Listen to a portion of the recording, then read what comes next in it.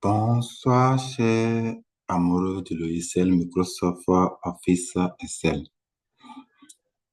Aujourd'hui, je viens vous présenter un petit outil de gestion de location des immeubles, des appartements que j'ai conçu sur Excel à base de VBA. Je vais présenter de façon brève les aspects nouveaux, les parties dont je n'ai jamais présenté dans l'une de mes précédentes vidéos. Donc, l'ouverture de l'application est ici. Vous pouvez constater avec moi qu'il y a une page de connexion avec trois boutons. Celui-ci permet de se connecter. Celui-ci permet d'ajouter un nouvel utilisateur. Et celui-ci permet de réinitialiser le mot de passe au cas où on l'avait oublié. Bon, vous devez constater avec moi que cette page de connexion est professionnelle et intuitive. Donc, avec beaucoup d'éléments qui fait la différence entre une page de connexion ordinaire et celle-ci. Alors, la première des choses que je voudrais que vous constatez, c'est qu'il y a des boutons, des images qui symbolisent ce que je veux faire. Et je peux ici aussi voir mon mot de passe. D'abord, si je fais connecter sans rien mettre, je vois une notification qui me demande d'entrer le mot de passe d'identifiant.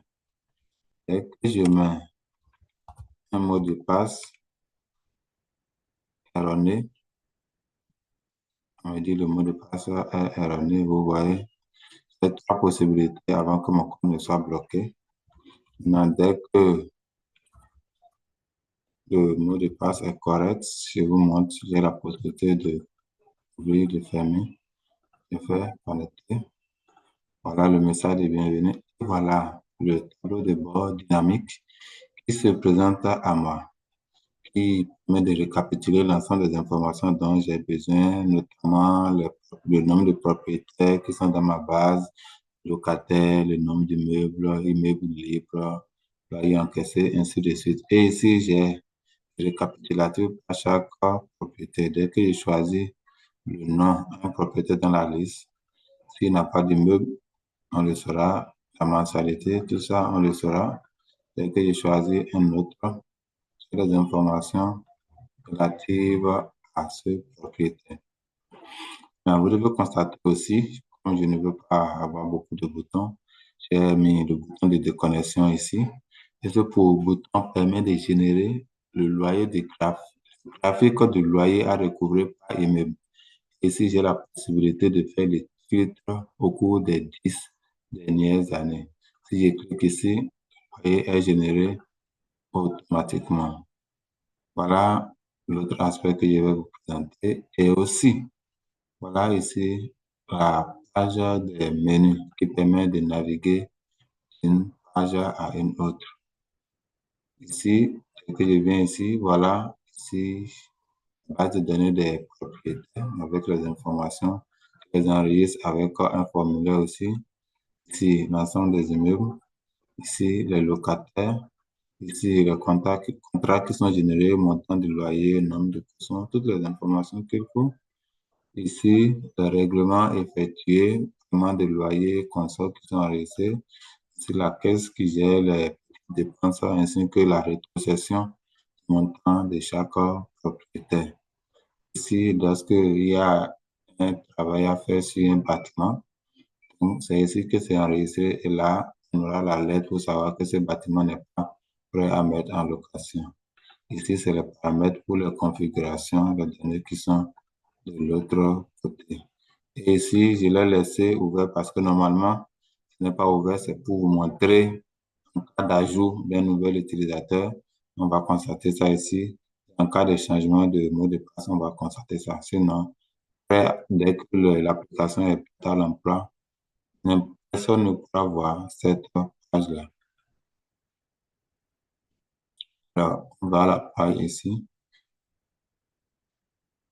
Je peux me déconnecter, mais avant ça, je voudrais vous montrer aussi l'autre spécificité de mon application, c'est que ça permet de voir journal des connexions.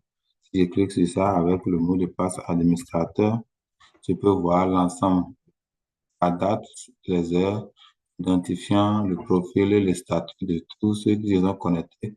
Si c'est un échec, ça mentionne échec. Si c'est une réussite, ça mentionne une réussite. Alors, je viens ici, je peux me déconnecter. Avant ça, je voudrais attirer votre attention que les autres pages de menu, il y a des connexions qui est ici. Ça veut dire à n'importe quelle fenêtre, je peux me déconnecter. Mais ici, c'est ici, je me déconnecte au niveau du tableau de bord. Je me déconnecte. Alors, je vous montre comment fonctionne l'ajout d'un nouvel utilisateur. Je clique, on demande un mot de passe que je mets. Et ici, je mets le profil qui est déjà prédéfini. Je choisis par exemple informaticien. Je prends Bernard. Le mot de passe, je mets 004 fois que je vous affiche. Ça me demande de me connecter. Vous allez constater qu'avant, il n'y avait pas Bernard. Donc, je mets 004 fois. Je me connecte. On dit bonjour, informaticien Bernard. Je peux me déconnecter. En revanche, si je suppose qu'on a oublié le mot de passe de Bernard, je fais réinitialiser. Pour le faire aussi, il faut avoir l'autorisation. Et si je mets le mot de passe qui est correct, je fais comme ça, on dit que le mot de passe est erroné. S'il vous plaît, veuillez contacter l'administrateur. Voilà son numéro ou par mail. Donc, tout ça est déjà prévu. Maintenant, je reviens ici pour initialiser le mot de passe de Bernard. Voilà, il faut que je mette d'abord son profil. C'est un informaticien.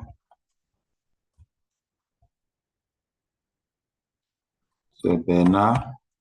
Et le nouveau mot de passe, je mets 1, 2, 3, 7, 8, 9. Je vous affiche 1, 2, 3, 7, 8, 9. Je réinitialise. C'est réinitialisé avec succès. Je peux me connecter à nouveau. 1, 2, 3, 7, 8, 9. Voilà le nouveau mot de passe que j'ai mis. Je maintiens ce qui était là, 004 fois. On me dit que le mot de passe est incorrect. Maintenant, je reprends ce que je viens de mettre. 1, 2, 3, 7, 8, 9. Voilà, j'ai accès à la page de connexion facilement. Donc, en résumé, voilà les aspects dont je voudrais vous présenter à travers cette application. Vos apports, je sais, si vous avez aimé, vos apports, vos commentaires permettront peut-être d'ajouter de nouvelles fonctionnalités sur cette application. Merci à vous et à la prochaine.